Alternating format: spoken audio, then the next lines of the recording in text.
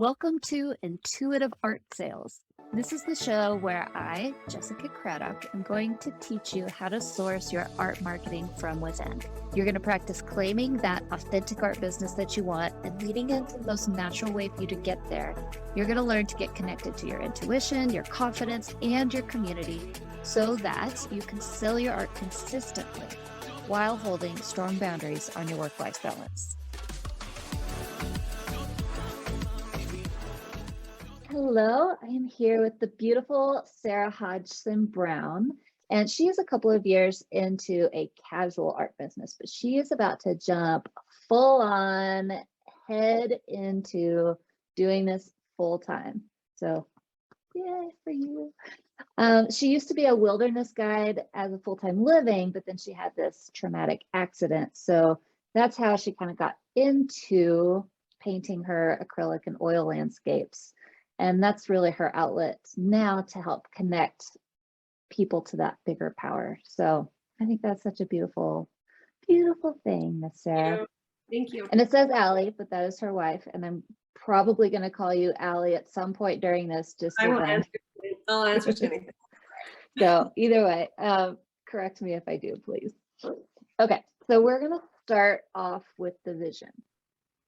That's the most important place to start. We can't get to the end goal if we don't know where the end goal is.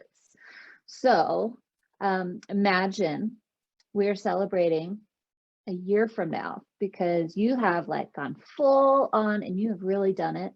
And you are living in France with your family and you are reliably selling through collection releases on Instagram and through exhibitions.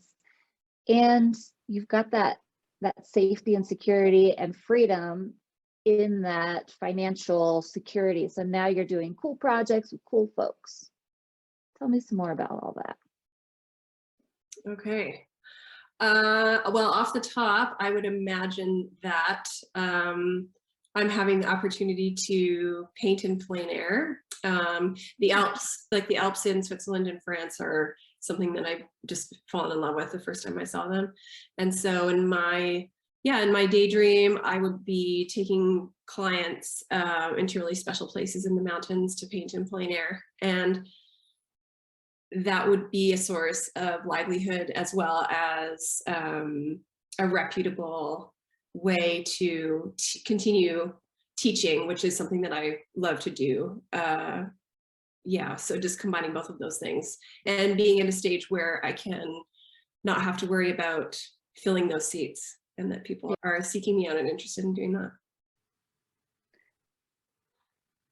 I'm just taking some notes so I don't forget anything.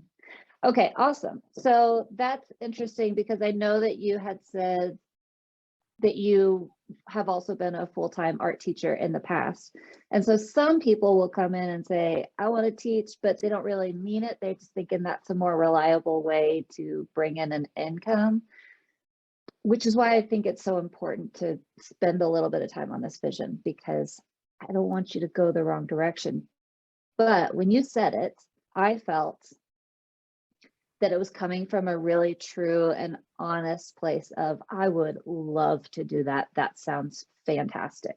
And that was the first thing you said before, I want to sell my collections or I want to do collaborations, which were some of the notes that you had given me prior to us talking.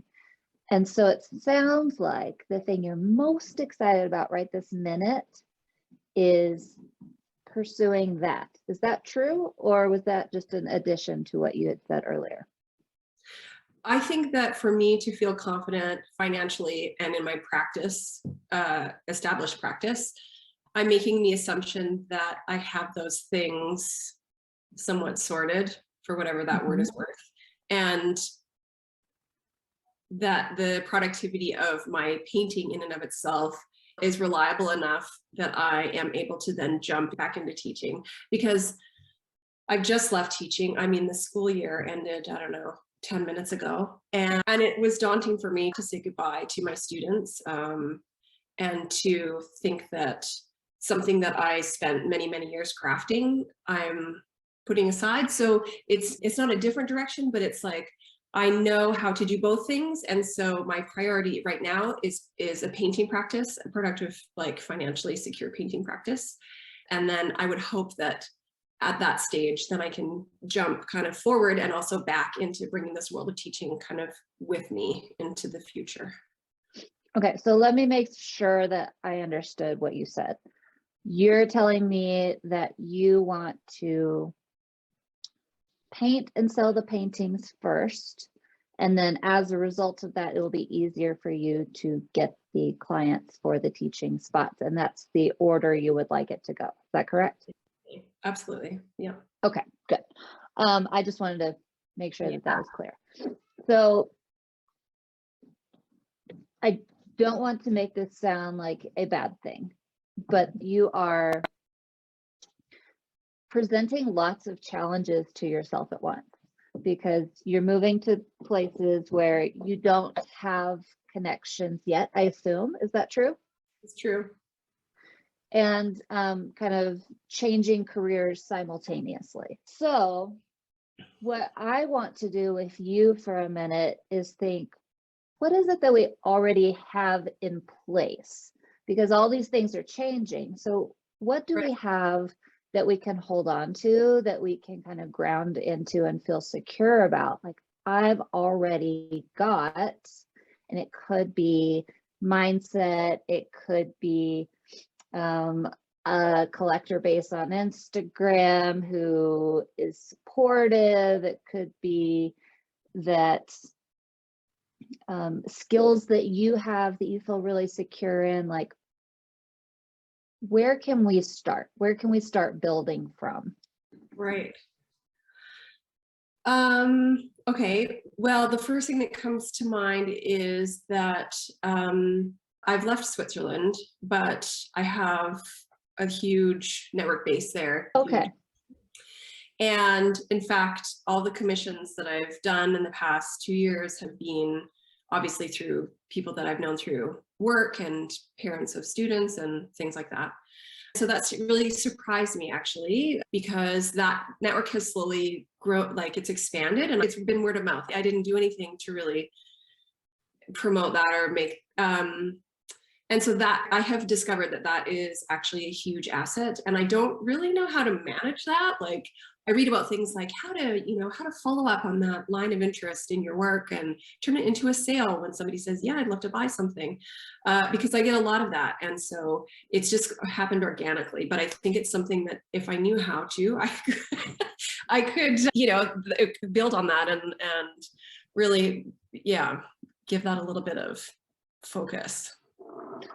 I need to clarify something really quickly, because I made the assumption, and this was stupid of me, but I made the assumption that you were in the United States for some reason. Is that wrong? Yeah. You're in Switzerland now? Yes. We've been in Europe for the past 10 years and in Switzerland for the past 7. But it's always been teaching. I've always been teaching in an international school. So yeah, this is a life change in the sense that it's a new country, but it's not far from where we have been living for quite a while. That is a huge difference from what I had in my head. You were like moving from somewhere where you know everyone to somewhere where you know nobody, and just like starting from scratch. Whew, that would be so hard. Okay, so that's very helpful to know. So you've already got this client base that is organically growing, which is a really great sign, because that tells me that you already, and I really hate using these words around art, but for lack of a better phrase, it means you have a product that people are already interested in buying. Right. And when I say that, I'm always afraid that people are going to think, well, it's not a product, it's art, and it comes from me, and all of that is true. But there are always like little tweaks that you can make to it. Like maybe they want bigger, or maybe they want smaller, or maybe if, you experimented with your style and brought a Sharpie into it, it would just explode. Like just these little bitty tweaks to it that make a difference. So I feel like you're already at that place where people are wanting what you have.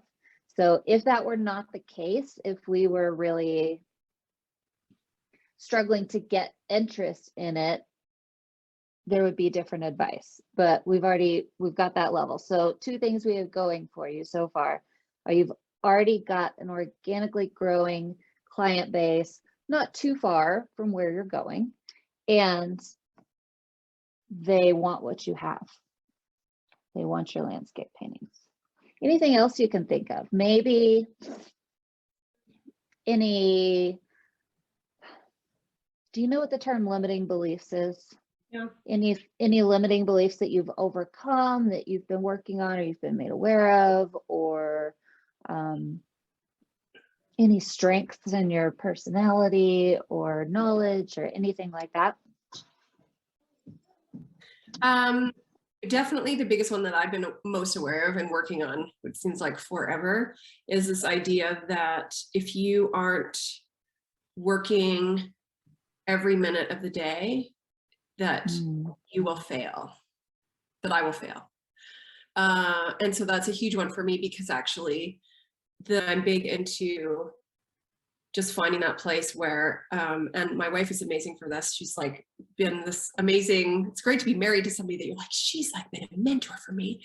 She just rolls with the energy. So for me, that's been a big focus, is that actually you can't force things that won't be forced, and that it's okay to relax into things and to just follow that good feeling. Because I do believe strongly that power is, it's just going to make it work. And so I need to override my default setting for what I do better. That's been the main things, because I can work really hard at teaching because I know how to do that, right? I know how to be efficient. I know how to get things done. I know how to do 18 things at a time. And that system is like really running. You must do this in order to achieve this. Whereas my painting practice is really the opposite, right? It's completely intuitive. It's totally an energy thing, and you can feel it. You feel a switch happening, and suddenly you're in a different place. I think that's why people love to paint, I would hope. And so I know that feeling, and I need to find a balance between those two halves of myself. That's very insightful of you to know, because it's not only something that's been ingrained in you, but it's this outer influence as well. It's like the world tells you, oh, you need to do this and this and this and this and this, and all the advice doesn't match up. So then you're trying to do 15 different things from 15 different people, and it can be so overwhelming, which again is why we got to really ground into that vision that you have. What do you want? And what do you already have, which is where we're going? And then how can we put those two things together to help you get some action steps to move forward? So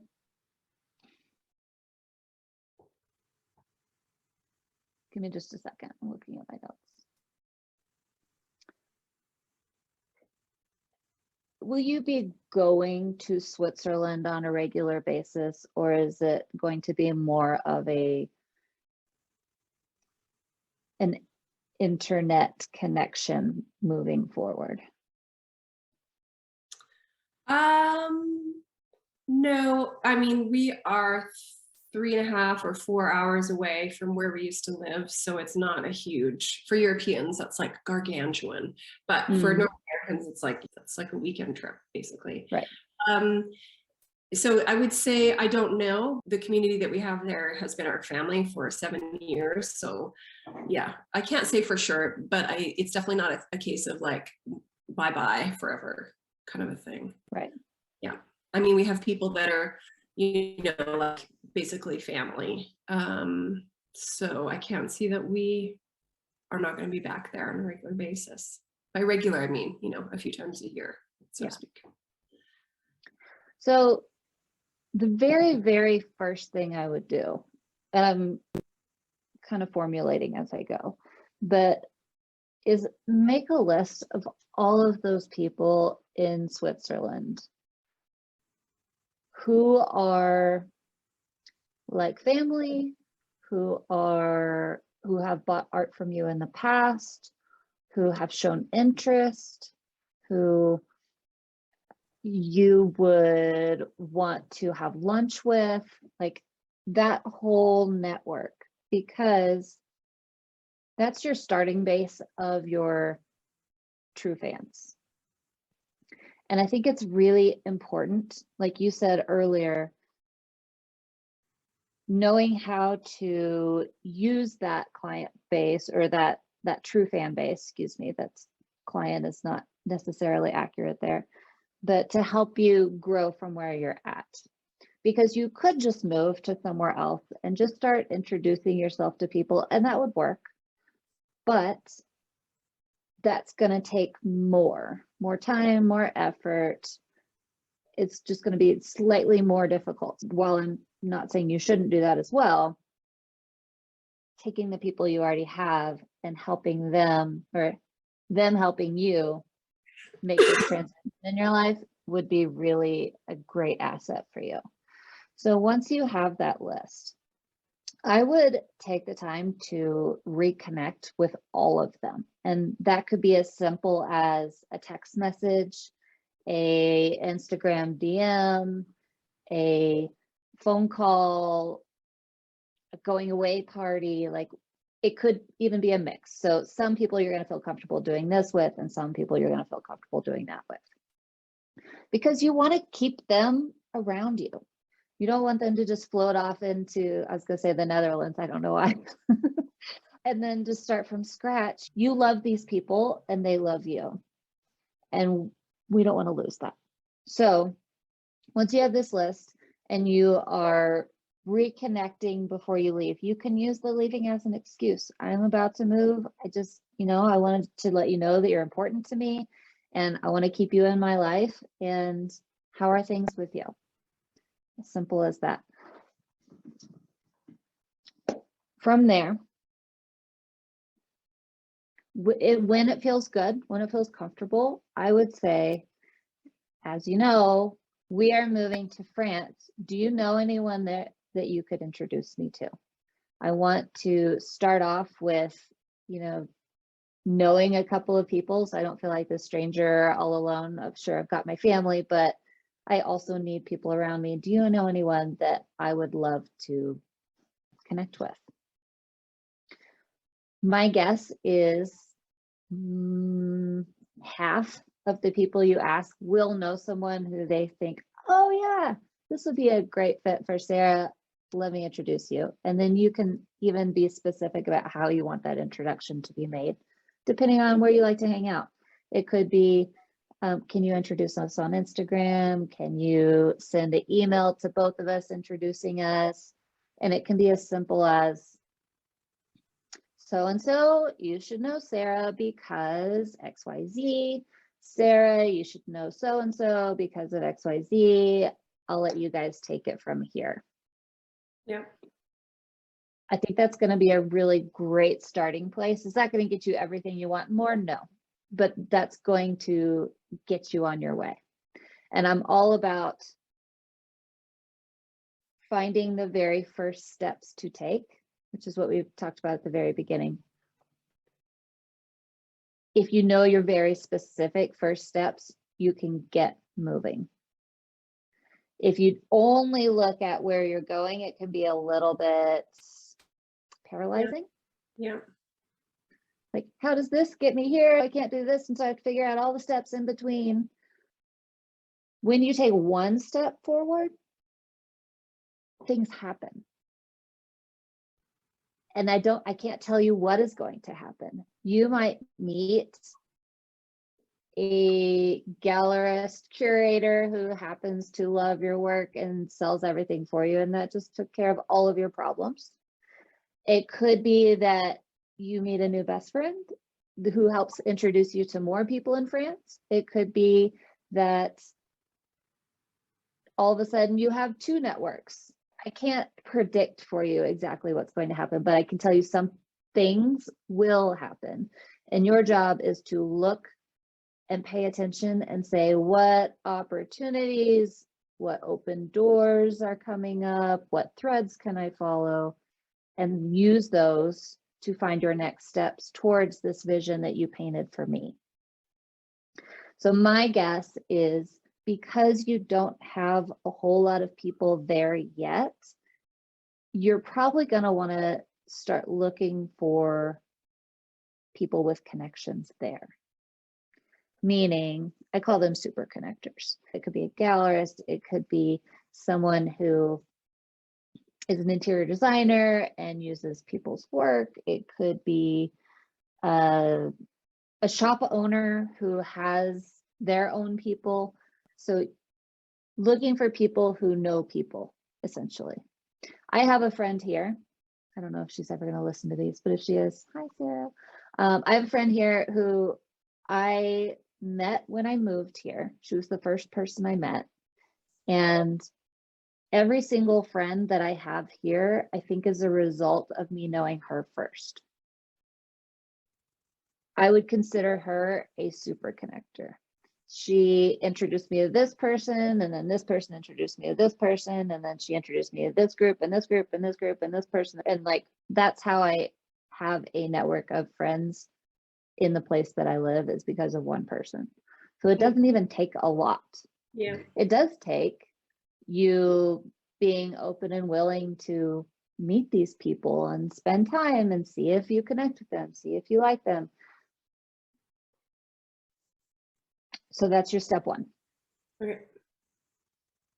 Big picture. You said, again, you said that if I knew how to turn these people into buyers, was that the word you used? Yeah, sure. Mm-hmm. Yeah. That would be really helpful. This is a short podcast, so I can't give you the whole thing, but I can give you the overview of how I love to do this. Let me take a drink real quick. So first off, it starts with getting to know who they are. You don't want to form a relationship with someone that is all about you, because that's not a relationship. So you want to know who they are, what they love, what makes them them. That can be done in many ways. And I know that you don't have all the time in the world because you have a family and you have a new business that you are starting and a new move. So it could be as simple as getting to know someone over this little phone guy. Text, phone calls, Zoom calls, in-person meetings, meet up and go somewhere. Just depends on the person, how much time you have, and what you want to be doing.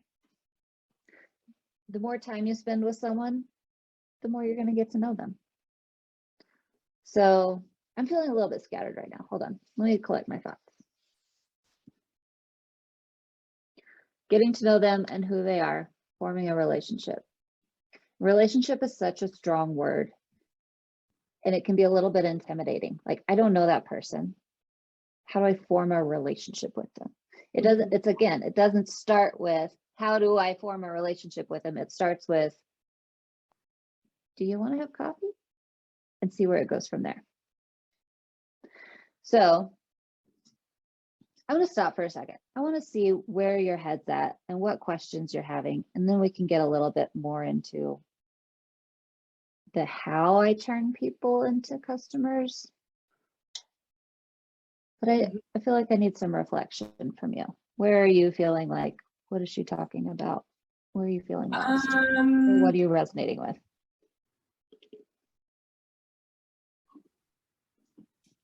The thing that is the most desirable thing, just as a normal human being living somewhere where you don't know people, is to start to build that community. Mm-hmm. And so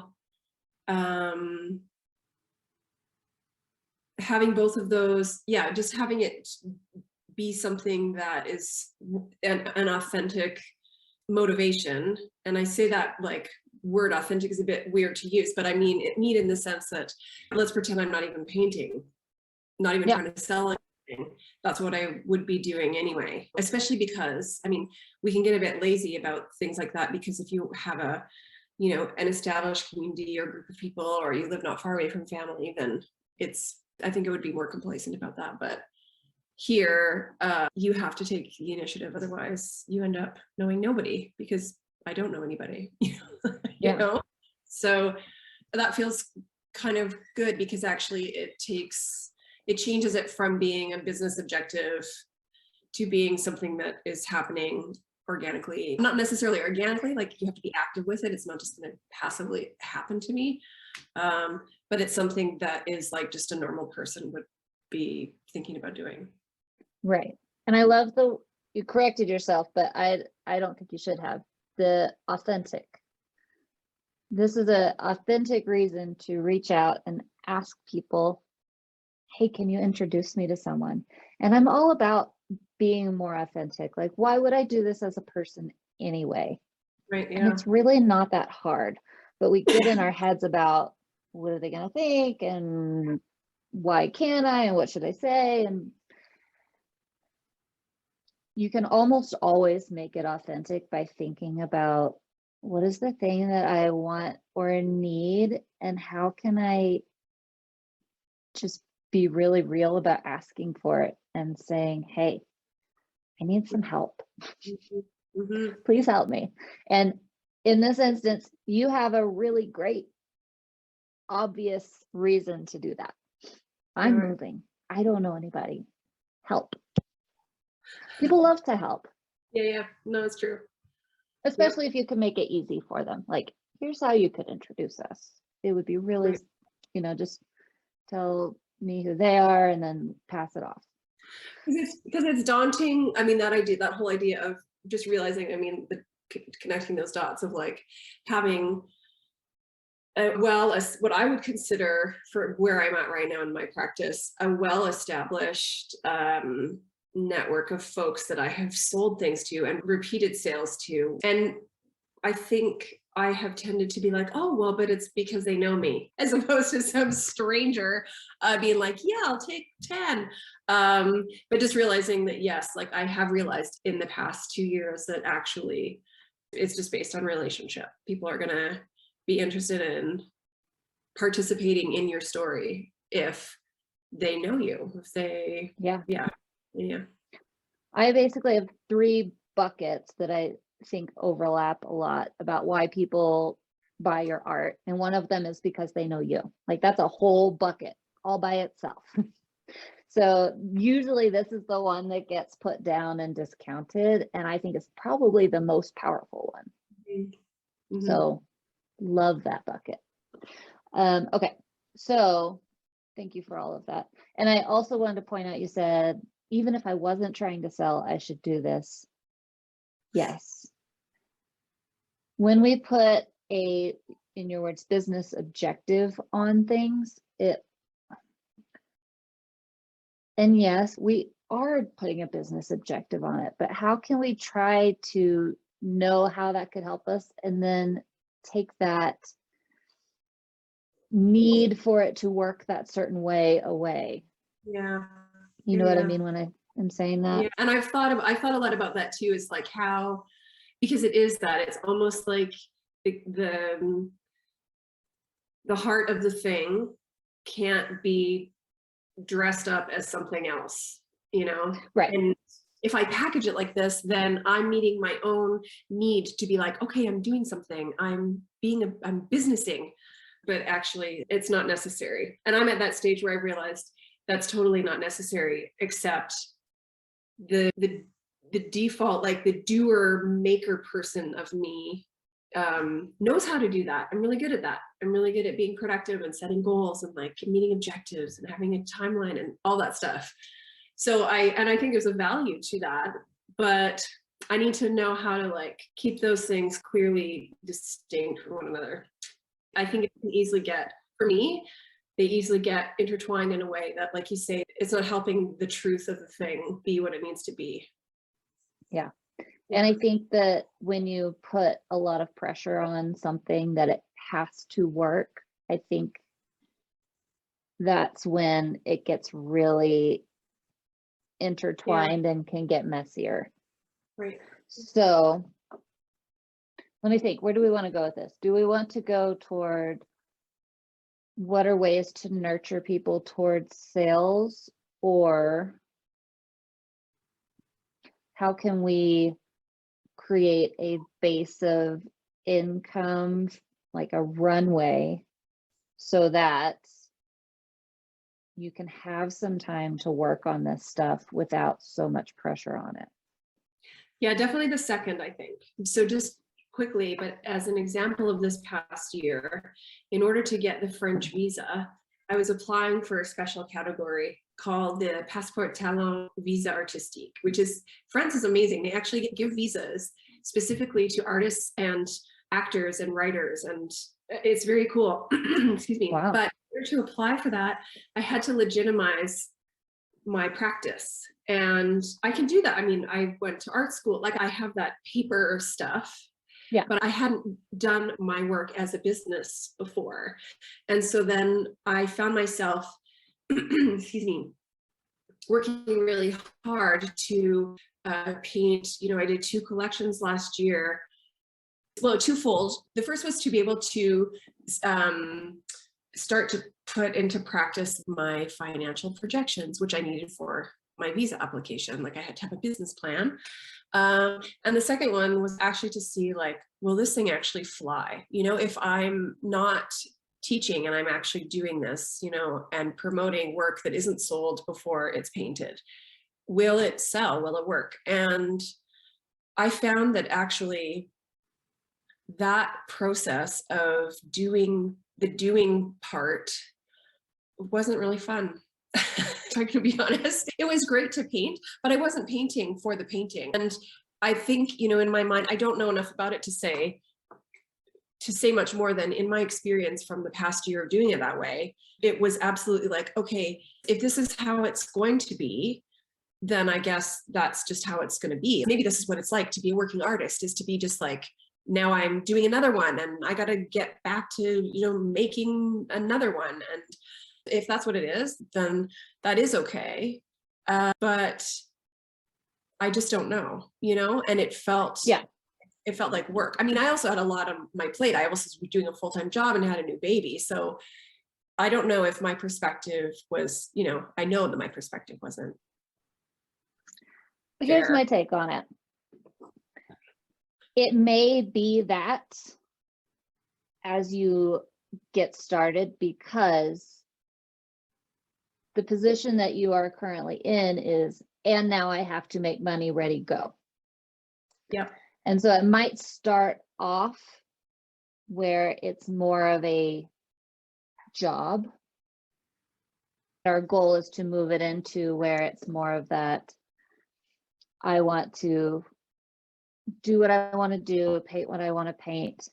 And I don't think it should stay here, absolutely. But if we were taking a different approach to it, where I'm going to keep my job and I'm going to build up my business, then I would give you different advice. But since we're jumping head on, I think it's going to be more of, what can I make money doing right now? Yeah. As I'm learning this other stuff, because we need that safety, security, reliable income for our family. Mm-hmm. And that's not the purpose of having an art business. The art business is so I can do what I want to do and be inspired and collaborate on fun projects. So we don't want to stay there. But that being said, it's not like it has to be torture. This is art after all. So is it that you want to sell work you already have right now? Or is it that I want to line up some collaboration, or not collaboration, sorry, some commissions? Or is it that I want to put together some virtual classes for the people who I already know? Do any of those routes seem appealing to you? I like the idea of producing a body of work and then putting it up for sale. I mean, I like that, the challenge of that and the flow of that. I like that a lot. Do you already have a body of work? I don't have anything at the moment because I sold it. So that, I mean, that's nice. Well, that's good. And I do like that very much. And I also like commissions. I mean, I'm not afraid of them, and I like working with somebody to get really what they want. So both of those things to me feel good. It's just I guess the inexperience that I have with knowing how to sell things. Yeah. How to run a business. Like that part of it is like, I don't know how to do that. To be honest, when my artwork sells, I'm like, God, that's a miracle. That's like, oh, great. I'm glad they liked it. That is the best feeling. If you already had a bunch of work stored up, I would say, let's go that way, and we can use, we're moving and we don't want to bring all this with us as an excuse to throw an art party and everybody come buy it. Since you don't have that right now, I would say the next best thing to do, because you don't have time to be putting together a whole series and marketing it and like doing that as you're moving. Maybe I'm wrong, but that sounds like it's not going to help your stress level at all. So the next thing that I would go to is lining up commissions. And what I mean is telling people, hey, you know, as we are getting on our feet, I'm going to be taking X amount of commission spots. And you can figure that out by, I'm going to make them this big or bigger, and here's what that costs, and here's what I need. So do you have a number of how many, I mean, sure, I'm making you do this on the fly, but do you have a rough number of how many commissions you would need to sell to have 3 months of bills money that you need? Well, most of my commissions, because they're big, will be probably around $1,000 a piece. So okay. I think if I sold 2 or 3 a month, that would be great. But to be honest, I mean, if you think about the commissions that I had last year, I did maybe 8. Okay. In a year. Did you really go after them though, or did they just kind of fall in your lap? I mean, they just sort of happen. Like I say, organically, I really mean that. Yeah. So, yeah. And what were the people asking you for? Like what did they want you to paint? Well, they were asking me to paint a landscape for them, and it usually was a gift for somebody, like their partner, husband, wife, whatever. And they wanted something quite, I mean, just because of the size, right? They wanted something like their view of their porch. Yeah, they'd asked me for like a specific location. And what was that? Was it like the place they got married, or the thing they look at every day, or the place they went on vacation, or was there a trend there? Yeah, it was particular places that people had some special memory with. So for example, there's a woman who was moving away from her acreage and downsizing to live like on a golf course, and that was a huge deal for her, and because she, you know, really loved the land. And so we talked a bunch and looked at different photos. She had different photos that she was like, these are special, very special spots on my property. Or somebody else wanted a view across Lake Geneva. Another one was they wanted a particular mountain. You know, it had to be like this mountain because they have a chalet that looks that way or whatever. So it varies, but always this has some special meaning for them in particular. Yeah. I think your first homework I would give you is to actually write down what all those were, or I guess this is your second homework. Making lists today. So write down what all of those were and see if you can find what the majority trend was. Was it they were moving houses? Was it they had visited there? Was it, you know, whatever that very even more specific thing is. And then as you're reconnecting with all of these people, you can also say, and the other thing I'm doing is trying to fill up my commission spots for the next 3 months, just so we have this runway. And I'm particularly looking to do big landscape commissions of, when you say special places with special memories, it's just too vague. So I want you to find that really specific thing that they the majority of them were looking for, which might be the view from their home or the place they went on vacation and it changed their life, or, you know, whatever it was. Mhm. And say, this is exactly what I'm looking for. If you know of anybody, let me know, or introduce me, or would you tell them about me? Whatever. Yeah. We're going to call it a call to action, whatever call to action you want to use there. I would guess that will get you probably 2 or 3. So that's a month. Yeah. And then in your Instagram or your Facebook or wherever you show up the most, for the next month, you can talk about, here's what I'm doing, here's why I'm doing it, here's who I'm doing it for, here's examples of me doing it, here's why this is special to me, or here's a testimonial. And that becomes the focus of what you are speaking into. You're not just putting out posts, you're putting out posts with a purpose. That'll probably get you a couple more. You can even ask for things like, hey, do you know anyone who, and do that in some posts or stories or reels or videos or whatever works the best for you. So that'll probably get you your next month. And then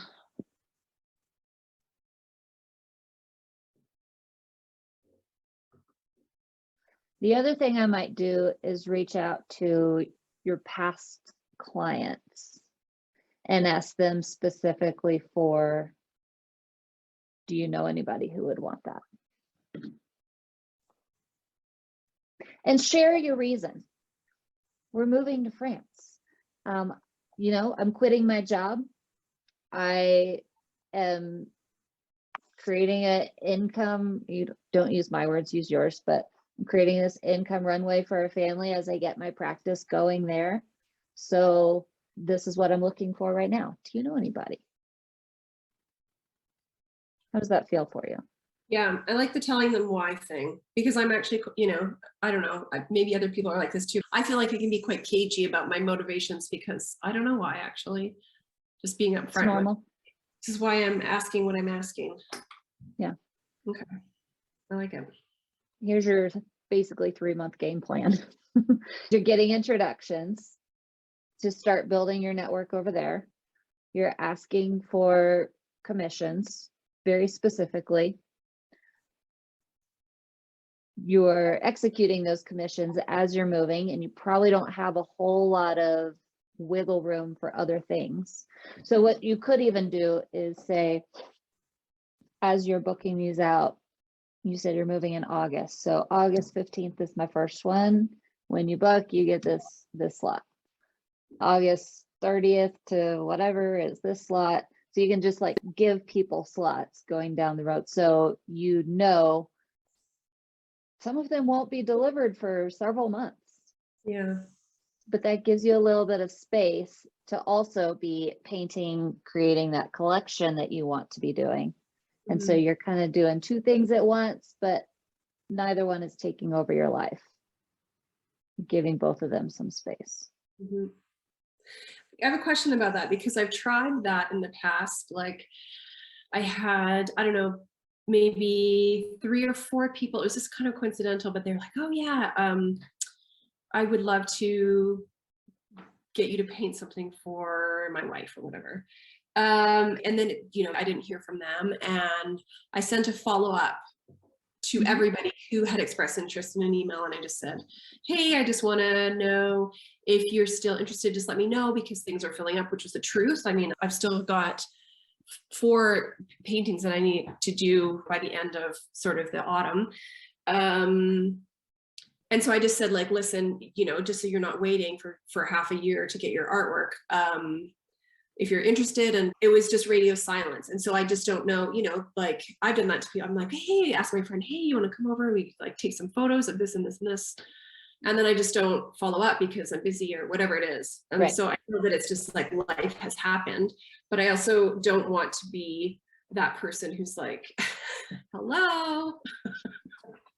So my favorite thing to do with this is once they express interest, if at all possible, if they're not opposed to it, say, would you like to hop on a Zoom call or a phone call or whatever, an Instagram call, I don't care, and talk through this and see if I can give you what you want and make sure that I know what it is you want, and just talk about like what it would look like as far as timing, because I've got some other stuff going on, and how we could price it out or do a payment plan, and just get all the details figured out so you have all the information and you can make an informed decision. Because when you do that, they're going to be way more committed to it and feel more safe, more held by you, Okay. and be more apt to want to do it because they are getting to know you in that process than if you're just emailing back and forth. It's this more abstract thing. And that thing you said about making them feel more safe, I guess to me feels like not counterintuitive, but it's like, in my inexperience with it, I would feel like they would feel pestered or Pressure. or whatever. Yeah. But I think that's a really interesting way to frame it. And it's about your intention. My intention? Your intention. Right. So your intention is going to shine through. If Okay. your intention is to pressure them into buying, they're going to get that. If your intention is, I really want to make sure you're getting what you want and we're on the same wavelength and we understand what this is going into it, how can I help you get what you want? How can I, share with you where the boundaries around what I have to do are, like that kind of intention, that's a whole different thing. Yeah. Right. Okay. No, I mean, that makes absolute sense. But I guess the initial, I need to also provide them with an out, really, right? Like, or is that Sure. small thinking? You can say, and if that's not something that you're comfortable with, let me know and we'll just continue the conversation here. Okay. But in my experience, it's easier for us to communicate, not going back and forth, but just being in the same place together so we can get it all figured out and see if it's something that you even want to do. Yeah. Like you can provide all of those outs all along the way. Yeah. You want to see what I'm writing on my notes on? My daughter, this is the poem slide, so I'm not totally wrecking it. I love it. I don't have paper. I have child's artwork. I have stacks of that all over the place. Right. So I get you. Okay, I try to keep these to about 30 minutes, but I just felt like we needed to go a little bit deeper into this for you, but we're kind of needing to start wrapping up. So Sure. Do you have any final thoughts, questions, objections, things you love? No, I think it's clear. And I like the fact that it ends up being those conversations, initiating those conversations for sure. I'm an incredibly shy person, so the idea of doing that is daunting to me, but in terms of a next step, I think that makes absolute sense.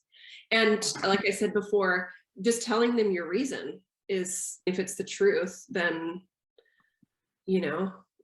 then people, I think people feel that. So that makes a lot of sense to me. And it feels like a good thing to do. It doesn't feel salesy or like I'm putting on a business suit. Well, you're really not. It could help your business. It will help your business, but you're not doing it for business. You're doing it to know more people in the best way. Like, I don't want to be lonely. I want to have people around me that I love, that love me back. And I want to know more of them. And I want to make connections with people who are like me. Yeah.